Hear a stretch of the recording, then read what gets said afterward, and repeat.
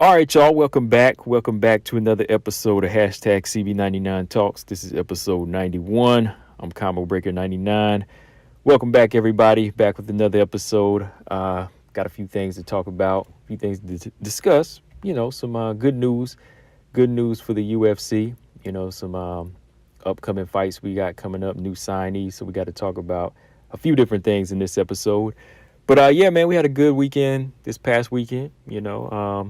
It definitely was much needed for WMMA. I'm not gonna lie because WMMA has been treading on thin ice. With the past few performances, but I feel like these last three definitely helped their rebound. I mean, we had only three WMMA fights on this Volkov Rosenstruik card, but we had three finishes and they were good. You know what I mean? They weren't really like the highest caliber of fights, but there were some good up and comers and we had some veterans in there. So I mean, that's always good to, kind of see these fighters perform to that level and get these type of finishes. So, I enjoyed that. So let's run through that a little bit, this past weekend. And like I said, this episode here, we just kind of focusing on laying out the welcoming mat for some new fighters that's been signed because it looks like they're really trying to build this 135 division up. I don't know what's going on with this featherweight thing. Wait a minute, what is featherweight? I don't even know anymore. We ain't even talking about that. We ain't even gonna talk about that. But right now they're laying out the welcoming mat for 135. It seems we got a few different signees, and as well as strawweight. So I just kind of want to run through the list that we have and kind of give you my thoughts on who they signing, and then just give you a little preview for this weekend coming up, UFC 275. We got some good fights on there. I'm not gonna go too in depth with the upcoming fights this weekend. I'm gonna probably just go ahead and do a special episode for that one because these are two major fights that everybody's looking forward to, right? So I'm gonna try to get that one out ASAP. I am, believe me, I will. I've been busy, man, but look, I'm gonna try to get it out there, man. But yeah, this past weekend, yeah, I enjoyed it. I mean, I went 3-0 as far as my picks, so that always makes it better. But we had three good fights. Like I said, we had some newcomers in the flyweight division make their statements. And, we had a couple of veterans. We had a couple of veterans that wanted to try to regain that glory, right? So let's start with the first fight on the card, Erin Blanchfield. Let's just give her props. Erin Blanchfield, she went in there and did what I expected for her to do, always show the dog. I didn't think she would go in there and finish J.J. Aldridge in that fashion, but it was wide open. If anybody was going to get submitted, it was going to be J.J. Aldridge because to me, that's how good Erin Blanchfield is at finding these openings. You know what I mean? Like, she can be behind. We can talk about her getting hit all day, but she's always there and she's always ready, So Erin Blanchfield this past weekend got the second round submission via guillotine. Got a second round guillotine over J.J. Aldridge in a fight that was turning out to be competitive. J.J. Aldridge, to me, was doing very well on the feet, doing very well with her angles, lateral movement, beautiful 1-2s, beautiful right hook in the southpaw stance. That was, I won't say it was frustrating Erin Blanchfield, but she was definitely scoring on Erin Blanchfield. She was definitely winning around, and she was definitely piling up points, which, like I said, can be dangerous for Erin in the future when she's dealing with harder hitters, right?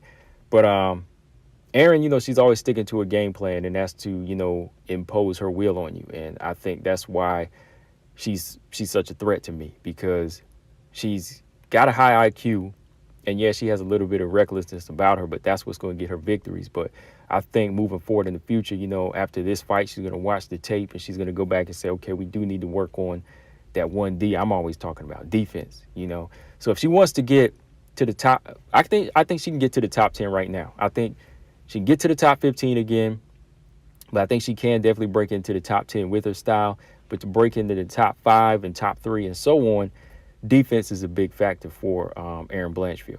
Erin's definitely going to have to work on, not just going in there and imposing your will and being dominant, but as the strikers get tougher and more powerful, you've got to start slipping your head and being slicker in there.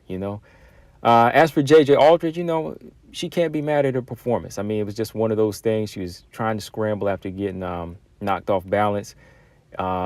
Aaron Blanchfield was just right there to grab the neck. She just went for it, and she just got it. So there's really nothing she can be mad at. I mean, she showed a lot of good improvements, like her strength, her wrestling. She was able to take Aaron Blanchfield down 2 times. Not much came of it, but she took her down, and she was winning the stand-up battle. So if she goes back and looks at what she's doing, it's the one thing that I said she really needs to do moving forward is to be a little bit more aggressive and impose her will on fighters now, because she's really good at controlling distance. Her stand-up is very technical, but I think when she starts to sit down on her punches and she imposes her will, fighters will show her more respect. Like, I think if she would have started really snapping the head back of Aaron Blanchfield, she probably would have got the respect. You know what I mean? So I think that's what she really needs to work on, is adding that dog element. And, dog is kind of a natural thing, so I don't know how much more she can add to her game. But, I like the attempt from J.J. Aldridge. I do like her as a fighter, like I said, but I had to roll with Aaron in this one because she keeps on coming on this level. But like I said, she gets higher, the fights are going to have to be more paced out, where she just can't run in head first, especially if she called out Macy Barber. If Macy Barber beats Jessica Eye, you can't fight her the same way that she fought this fight. You know what I mean? Because Macy Barber has the equalizer. Let's be real, right? All right, so yeah, that was a good finish. Okay, so far we had a guillotine. Next up, we had Karolina Kowalkiewicz versus Felice Herrig. Shout out to Karolina, man. Like I said, we're not overhyping over here. Karolina Kowalkiewicz, she did a good job, going back in there, making some nice improvements on this level, and to go in there and secure a victory. She wanted to break that 5-fight losing streak. That's a fighter's code. If a fighter wants to go in there and redeem themselves, they should be given that. You know what I mean? Like, even with the certain conditions that she's been in, like I said, but if she wants to fight it and say, I can do this, as long as the right improvements are made, I'm fine with it. She said, hey, I left the family behind, I left the dog behind, all of that, to focus on this camp at ATT, crediting her trainers, Joanna, and so on. That's what you got to do.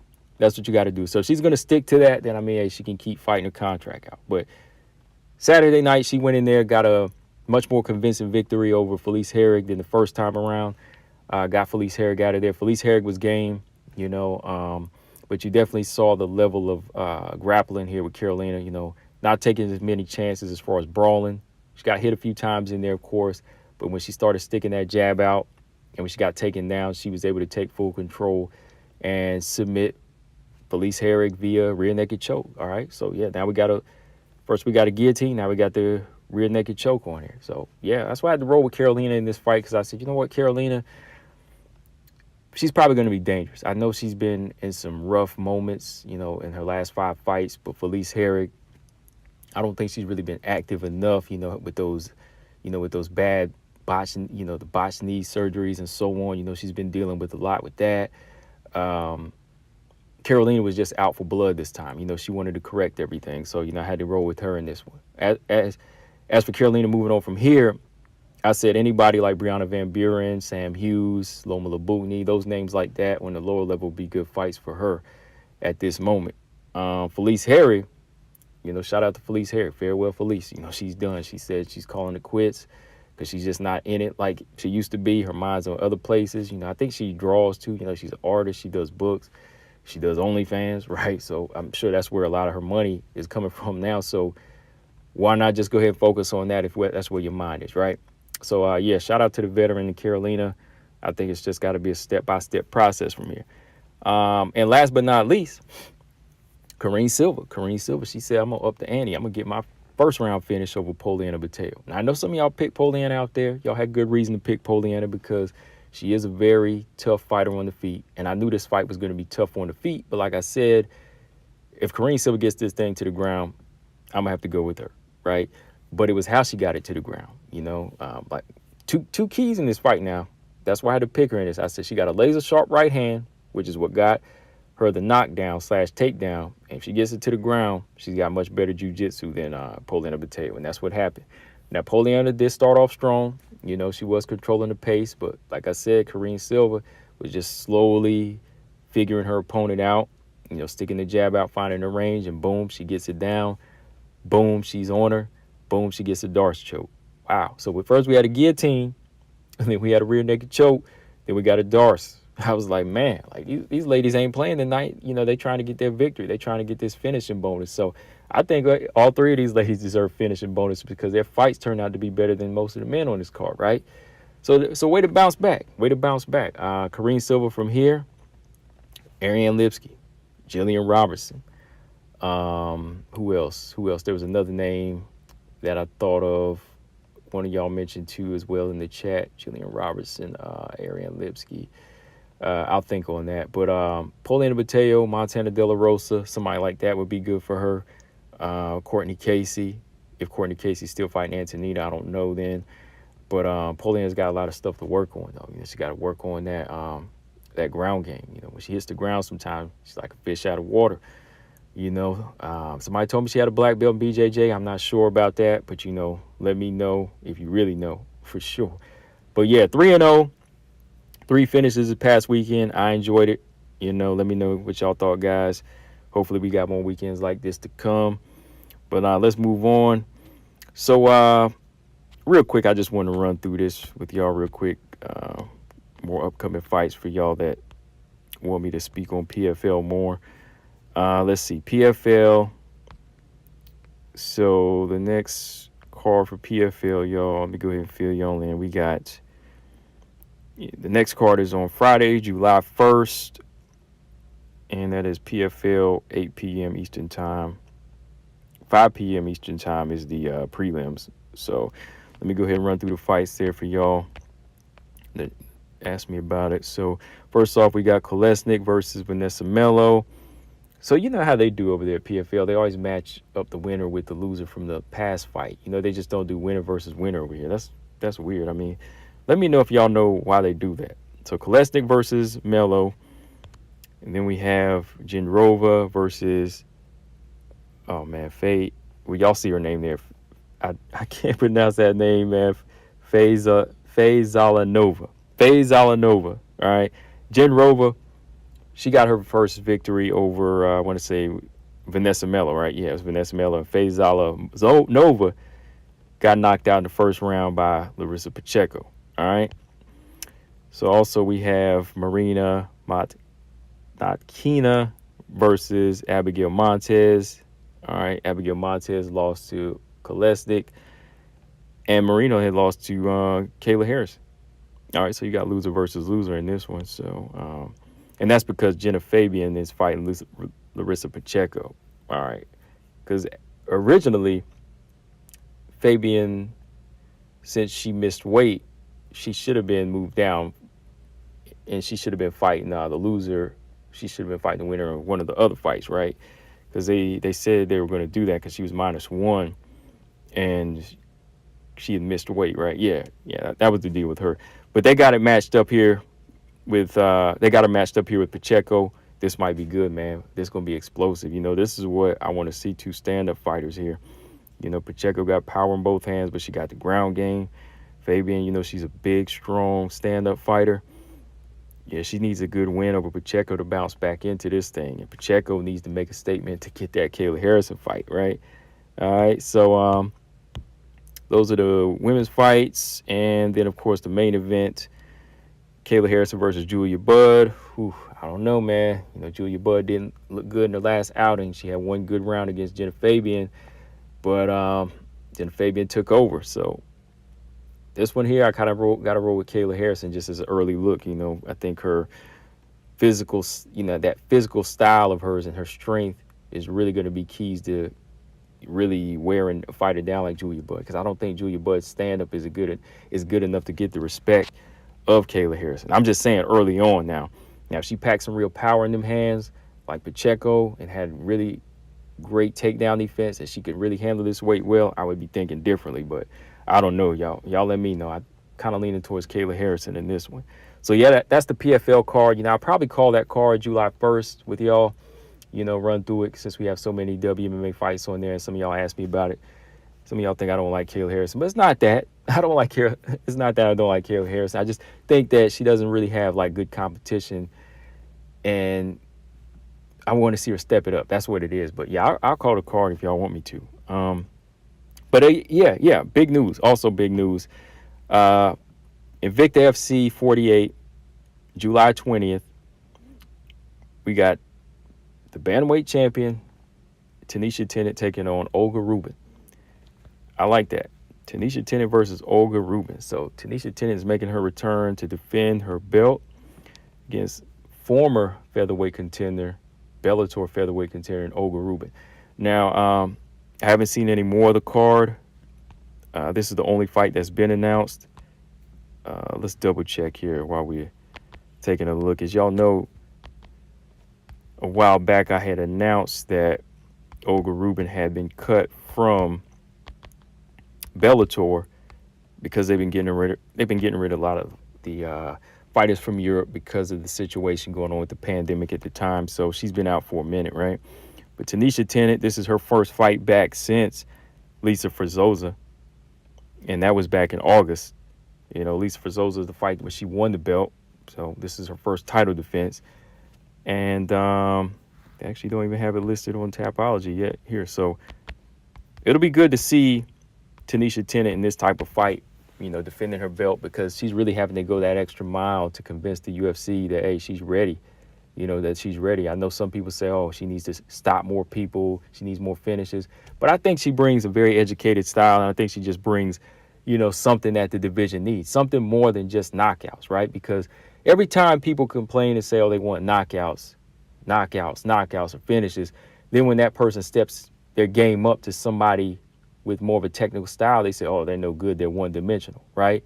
So you can't have it both ways. It's like, come on, you got to have this type of style in there, somebody that's methodical and technical, even like Valentina. Like Valentina gets finishes, of course, but give a fighter like Tanisha Tennant a chance to build in the division and, you know, get some names on her resume too. And I mean, hey, you might enjoy her style, you know what I mean? I mean, look at Olga Rubin. She's, Olga Rubin's been out since November 2021. Okay, yeah, she's bounced back since then. You know, she's fought for Octagon, so she hasn't been out a full year since then. So, okay. She was on back-to-back losing streak back in Bellator in featherweight division. Yeah, then she bounced back at Octagon. So now she's signing over to fight Tanisha Tennant in 135. So, yeah, I think this is a good fight for Tanisha Tennant. She gets to fight somebody with a little bit of experience, you know, 7-2. And I think, you know, Tanisha Tennant, you know, she needs to go in here and look her best. You know, she's really got to look technical, but at the same time, she's got to go in there and try to get a finish. You know, if somebody like Julia Budd goes in there and stops her with a body shot in the first round, she's going to have to step her game up and do something similar. You know, maybe get like a 5-round, you know, something like, you know, 5-round TKO or 4th-round TKO, you know, just methodically breaking her down, you know, because right now the UFC, they're facing, you know, they're adding a lot of different faces to bantamweight right now. And, you know, some of these fighters I haven't even, like, thought they were on the radar. You know what I mean? But somebody like Tanisha that has the resume, you know, she's the winner of the bantamweight tournament. She's the winner of the, she's the winner of the bantamweight tournament. She's a bantamweight champion, right? She has all of this stuff going for her right now. You know, she's beat all these different fighters, but they still can't sign her. You gotta wonder why, right? So this is that time where I think she has to go in here, bag this win and look dominant, get a finish, and then they'll probably look to sign her next, because right now it's kind of open season. They're signing a lot of new bantamweights, which brings me to my next topic, man, the new bantamweights. We got to roll out the welcoming mat for these other ladies, you know, even though Tanisha's not one of them, right? I mean, let's go ahead and pull up these names here. First up, let's see, we got Fiona Perez. She's a new signee. She's just been signed. She already has a fight lined up. Alan Perez, she's 7-1. And what's crazy is I had just got done watching a couple of her fights. She fights for Samurai Fight House. I was just watching her fight, I think it was maybe like 2 weeks ago. And then somebody told me, oh, you know, Alan Perez has been signed. And I looked, I said, oh, yeah, okay. I said, wait a minute, who is that? Who is that, right? So then I go back and pull up the fight. Then I catch her twerking at the end of the fight. Then I'm like, oh, that's who Alan Perez is. You know, I was like, okay, that's who Alan Perez is. All right, so Alan Perez, yeah, Samurai Fight House fighter. She's currently 7-1, and she signed on to fight Zara Ferran Santos in September at 135. So Zara Ferran de Santos is moving down to 135 too, so I think we can start edging out that let's start etching out that tombstone for the featherweight division, y'all. I think it's time now because they got her moving down to 135 too. But we got somebody else I'm going to talk about too that's moving down that's going to really help solidify putting that tombstone on the featherweight division. So we'll see. But yeah, we got Alan Perez. She's a bit of a scrappy fighter. It's still hard to tell her where she'll fall in. She's good stand-up game, pretty good on the ground. I think she has that face that they're looking for. She's fighting out of Argentina. Yeah, she's been a career fighter with them. She's fought like 4 or 5 fights with Samurai, and they're looking for somebody with finishes. She has quite a few finishes on her resume, right? So we got Alan Perez, and also welcome to the UFC bantamweight division. We have a 2-time Muay Thai World Champion in Tainara Lisboza. All right. So let's go ahead and pull up her background here a little bit. So Brazilian Muay Thai specialist, Lisboa is the latest addition to the UFC bantamweight division. She became a 2-time Muay Thai world champion before making her transition to MMA in 2016. She lost her debut to future UFC fighter Norma Dumont, went on to win 5 of her next 6 bouts. At this moment, she doesn't have a fight lined up, but let's see. They're currently trying to get somebody lined up for her in the coming weeks, they said. So, yeah, man, okay. Okay, so we got these 2 fighters lined up for the bantamweight division. Let's see. It asked if there's a fighter in the UFC bantamweight division with striking that compares to hers. Lisboa praised Jermaine Durandame. She said Jermaine Durandame is an excellent Muay Thai fighter. We're from the same era in Muay Thai. She was already a star in Muay Thai when I was in Thailand, but we never got to fight. But I've always followed her career and admired her before she joined the UFC, and showed that Muay Thai hurts bad and it's really beautiful. Okay, so with that, they're bringing her up. You think they might try to make Lisboa versus Durandame? Since Durandame has been out, she's inactive, she's out of the rank, and they might try to make that fight, or maybe not. That might be too much experience for Lisboa on the first fight, right? So yeah, they might not do that. But we'll see. We'll see what they do. All right, so those are 2 bantamweights we got lined up.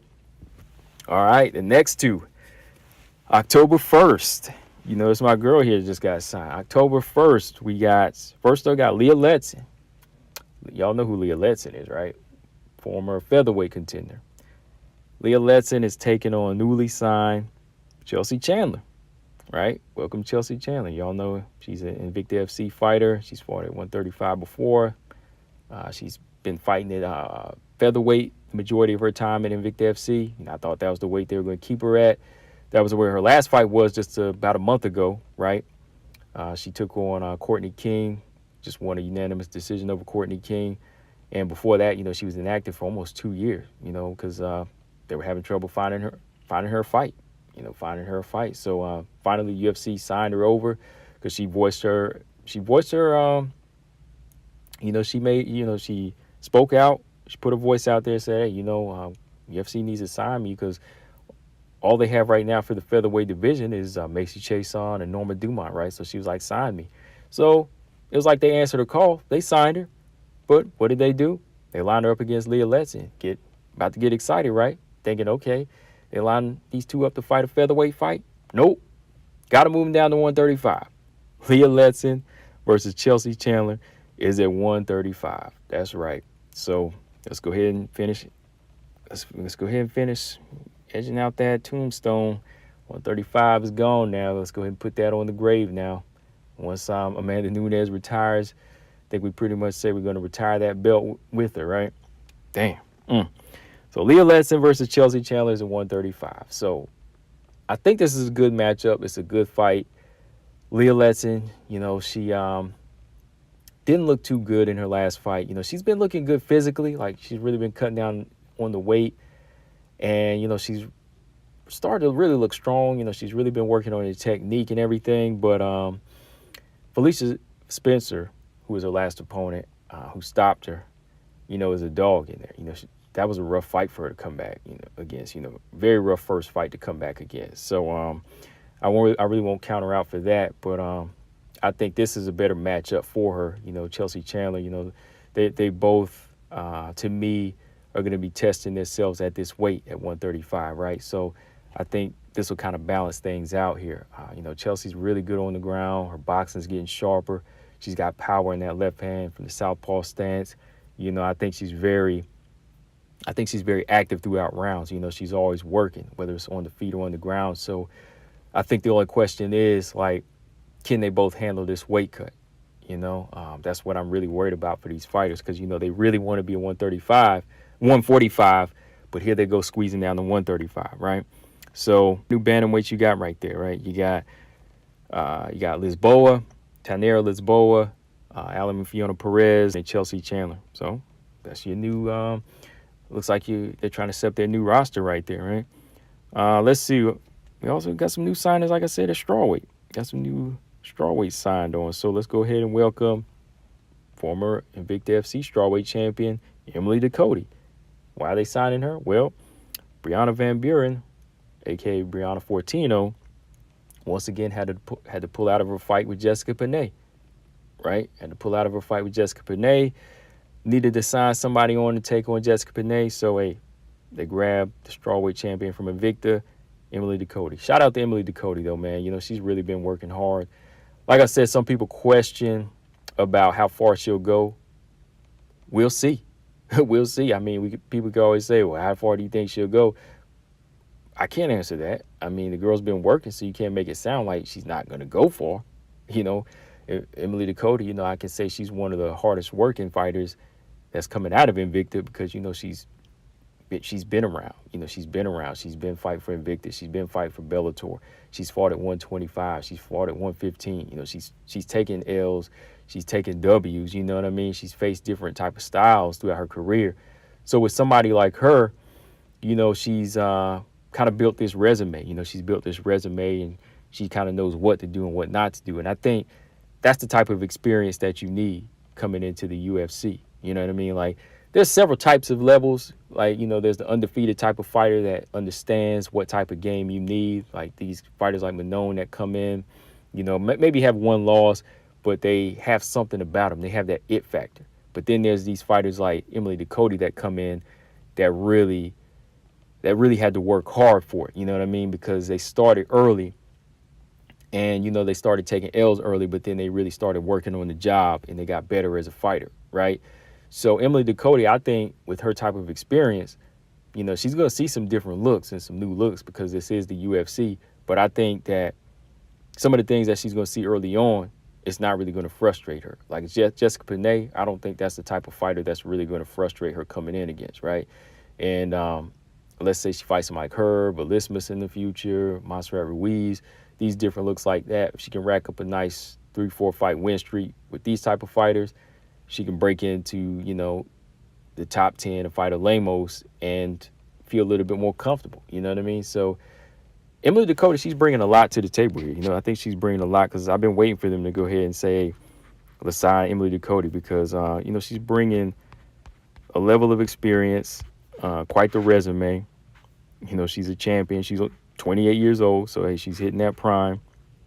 Let's take a look at the resume. So last fight, she stopped Elisa Zappatella, with her striking, good accuracy, timing. Before that, she scored a highlight reel knockout over a UFC veteran in Danielle Taylor. Before that, she beat another UFC veteran in Juliana Lima. Lost a very close fight to a UFC fighter now, Kanako Murata, which some people argue she won. She stopped Janisa Mirandin. She stopped Catherine Pepraki. As y'all know, she's in the flyweight tough house right now, right? So Vita Arteaga, she lost to. Christina Williams, Alima Lay McFarland, she lost to 2 times. But she's beat a lot of veterans from the UFC. You know what I mean? She's beat a lot of people that the UFC are focused on right now. So that's telling you right now that the level she's on, she's learned from those fights, and she's on their level. She really is, because she got the belt. She got the belt at Invicta FC. So what can I say? I think that Emily Ducote is definitely offering something right now, Another strawweight they signed. Let's go ahead and pull her up. Shout out to Stray. He been asking me about this young fighter that's been signed. But let me pull it up first, because I want to make sure this is going to be at 115, because the person she's fighting has been fighting at 125 more so, right? Let's go ahead and pull this up here. All right, so let's welcome Melissa Martinez. Melissa Martinez, who is 7-0, is going to be taking on Hannah Cyphers. Yeah, let me make sure we got the weight right now. It's going to be at 115. Okay, so newly signed, undefeated strawweight Melissa Martinez is going to be taking on Hannah Cyphers. And let me see what card this is going to be on. On September 10th for UFC Fight Night. Let's see. At the Apex. Okay. All right, so that's a good signing. That's a good signing right there. You know, they got this undefeated strawweight. I've seen a couple of her fights. You know, I got to kind of go back and just kind of study a little bit. But, you know, from what I've seen from some of her performances, you know, I think that, you know, she's definitely a growing fighter. I've seen her fight at Combate a few times. Who she fight? Desiree Yanez. It was a close fought battle.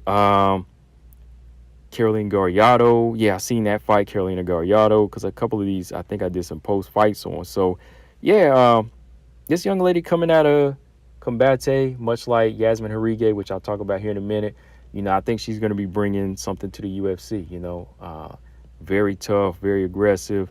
You know, I think she's very strong physically, you know, has some pretty decent striking. So when she comes in here, you know, she's going to be facing some of these LFA and Invictus FC veterans. You know, that's going to help build her up for the next level, right?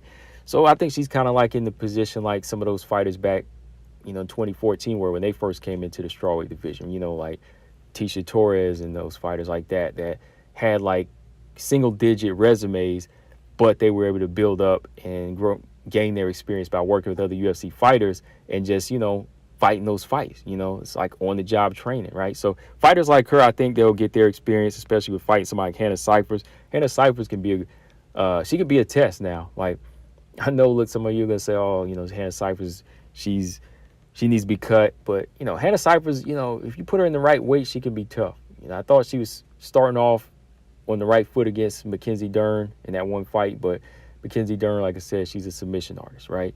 You know, she was showing good physical strength in that fight, good boxing against Mackenzie Dern, but boom, you know, got caught in the heel hook. But this is going to be a test. This will be a test for Melissa Martinez. If she can go in there and finish somebody like her, you know, she'll take the next step, fight somebody like Tabitha Ricci, Velismus, and so on, right? But that's a good signing. That's definitely a good signing right there. Combate is definitely bringing some, I think they're bringing some good fighters over. But yeah, speaking of the strawweights, let's see here. We also have Yasmin Harige. I don't think I got a chance to talk about her. She's actually been signed before most of these fighters, you know. I think I posted on my community page. But yeah, we have Yasmin Harige. She's 8-0. She's fought for Combate about 4 to 5 times, maybe 6 times. Oh, let me see. How many times have I seen her? Probably like 7 times. Let me go ahead and pull up the resume here. Let's see. 1, 2, 3, 4, 5, 6. Yeah, about 6 times. She won the strawweight tournament that they did for the women there. You know, she got victories in different fashions. You know, she was outworking fighters. You know, she was able to stop Clear Lopez there. You know, just really showcase like an early Joanna type of style. You know, Yasmin Harige just has those hands. She has that aggressiveness. The thing, unlike Joanna, though, I think she packs a little bit more power. And, you know, she's always accurate with that right hand. You know, she comes in with those combinations and she follows it up with some good clinch work. But I love the takedown defense. You know what I mean? Like, she's keeping that stand-up going. That takedown defense is similar to Joanna. You know, if you try to go in there and take her down, like when she's coming in there with those combinations, you try to switch levels on her, boom, you know, she's right there using that sprawl. You know, she has that physical strength to stay up. So, yeah, Yasmin Harige, definitely somebody, you know, I got to rate pretty high because I knew she was somebody they were going to grab. Did a video on her a while back, told y'all to watch out for her. Yeah, at 8-0, I believe in her 8-0. You know, she's fought some good competition, won a tournament. She's coming in fighting Estela Nunes. They got her lined up against Estela Nunes not October, but August 13th. You know, I think that's going to be a good fight. That's going to be a good fight for her. You know, Estela Nunes is a good stand-up fighter for a few rounds and maybe one round. So you're probably going to get a good stand-up battle between these two before Yasmin Harige really starts to overwhelm. You know, I think when she starts to settle in, first round right away, you know, she's going to start to put those combinations together. Then, you know, is Nunes slow? If she don't finish Nunes in the first round, Nunes starts to slow down in the second and so on. That's when Yasmin Rodriguez is really going to turn it up and probably finish because, you know, yeah, she's pretty tough, man. Good killer instinct in her. So, yeah, we got some new signees, like I said, from bantamweight to 115, you know, bantamweight, strawweight, and of course, you know, they're doing a tough house right now, so the flyweight division is thriving, but 145, man, 145 just looks like it's not going anywhere right now. I mean, with these bantamweights, with these featherweights moving down to bantamweights, doesn't look like we're going to get anything going. I think even Macy Chiasson is probably going to continue to try to make bantamweight. So rest in peace to the featherweight division, y'all. Yeah, that's what it looks like. But, well, we got these other new fighters adding some spice to the bantamweight division. You know, that division was just about to die out, right? So I think it's good that we got about 4 or 5 more fighters coming in, you know. So welcome over Tainara Lisboza, Alan Fiona Perez, Chelsea Chandler. For the bantamweights and for the strawweights, welcome over Emily Ducote, Melissa Martinez, and Yasmin Rodriguez. So, yeah, man, it's good that they are starting to, you know, put some shine on some of these ladies that are really working hard. You know, they are grabbing the right ladies that have been winning these tournaments. But the one that I'm just, you know, really disappointed that they're overlooking is Tanisha Tennant, because I think Tanisha, out of the majority of these fighters, you know, she shows really high IQ. You know, I think that's something they're missing out on, you know. But with that being said, before I jump to the last topic here, you know, of fight week, the thing I will say about Tanisha is it sucks on their part that they're not signing her, and that we're not seeing her right now, you know, because even though, you know, we know she's ready, right? We can still say there is a plus to this. There still is a plus to it. You know, there's always a positive to it. You know, in the meantime, while she's not getting signed, she can continue to work on her craft and continue to perfect her style, you know, just so when she gets to the bantamweight division, she doesn't take any surprise L's from any veterans. She can just continue to watch from the outside, watch the different moves that these new signed fighters to the roster, how they're moving. Look at some of the veterans in the bantamweight division like Sarah McMahon and Rocky Pennington. See how they move, you know what I mean? Just continue to prepare for these different type of styles and, you know, just keep on building off of that, right? You know, and just keep defending her belt. Like, even if they don't sign her after this Olga Rubin fight, just keep defending that belt against Serena De Jesus and so on, right? Just keep on building up, working on her skill, working on her ground game, working on her jiu-jitsu, working on her clinch control, building up her physical strength, because that's really going to be needed in the bantamweight division for Tanisha. You know, Tanisha, she's kind of a slim frame. She's a slim frame fighter. So, you know, I'd say, you know, she's really got to work on that takedown defense like Joanna, you know, work on that, master that. But I really work on being strong and being able to impose her will on these fighters. You know, that's a big part. You know, that's a real big part of it, moving up the ladder. Because like I said, even though some of these bantamweights are older, or some people consider done, you know, they still bring a lot to the table. You know, they bring that old lady strength. It's like we have old men strength. They bring that old lady strength on some of these fighters. So you got to be ready for that. You know, you want to be prepared for what Carol Rosa could bring to the table. You know, they might sign her they might make you fight her coming in, right? So you got to be ready. So I see it as a blessing too as well, you know, for Tanisha Tennant to kind of, you know, just be waiting on the sideline, because all the while she's waiting, like I said, just keep on working on her craft, building up her exposure, defending her belt, and, you know, keep adding that experience to her, you know, resume till there's no way they can deny it later. And then when she does come into the UFC, then she'll be prepared for whatever they throw at her, you know, all different type of styles, you know. So that's what it is. That's what it is. You know, she has a good team too. She's working with people already in the UFC like Sarge, Aaron Blanchfield, Caitlin Chikagan, and so on, right? So those are good fighters. You know, those are good fighters that's going to help her, you know, get better. She's already surrounded by, you know, UFC talent. That's about it for this episode, though. But real quick, let's run through the fight week card here as far as the women go. And like I said, this is just kind of like a prelude into the next episode to come, UFC 275. Let me go ahead and pull it up here. This will be for the next episode. I'm gonna go through these fights here real quick with y'all. But yeah, Saturday night, of course, on the early prelims, as far as the women go, we have a featherweight fight, Ramona Pascual versus Jocelyn Edwards. Stop teasing us, man. Look, the tombstone's already on the grave. We're not gonna. This is only one fight. This is only one featherweight fight. You're not teasing me anymore. All right, Ramona Pascual versus Jocelyn Edwards. Strawweight fight, Liang Na versus Sylvania Gomez Juarez. That's on the early prelims, nothing on the prelims. Then, of course, on the main card, we have Zhang Weili Joanna 2. And the co-main event, Valentina Shevchenko versus Taylor Santos. All right? So, yeah, it looks like a pretty good card. I'm going to try to call these two fights, maybe. I'm going to be taking some time off, so who knows if I will, take the time out to jump on live and do it. We'll see. I'm not sure yet. But I will definitely do another episode to give y'all my picks on these fights, though. So, yeah, man, a lot going on in the world of WMMA. Like I said, I just want to come back and do an episode and kind of fill y'all in on those new additions to the UFC because I was trying to do some videos, but I said, you know what, I might just do this on the podcast episode and, we can kind of talk about it from there. But, yeah, man, that's pretty much all I got on this one, guys. So make sure y'all subscribe to the show, #CB99 Talks on iTunes, Spotify, Stitcher, Tuned In, all of that. Subscribe to the YouTube channel, Combo Breaker 99. It's been growing. I appreciate that. New subscribers, people always coming through and, holding the conversation with me. I appreciate that. Even in the chats, in the link, the links given out, whatever, you know what I mean?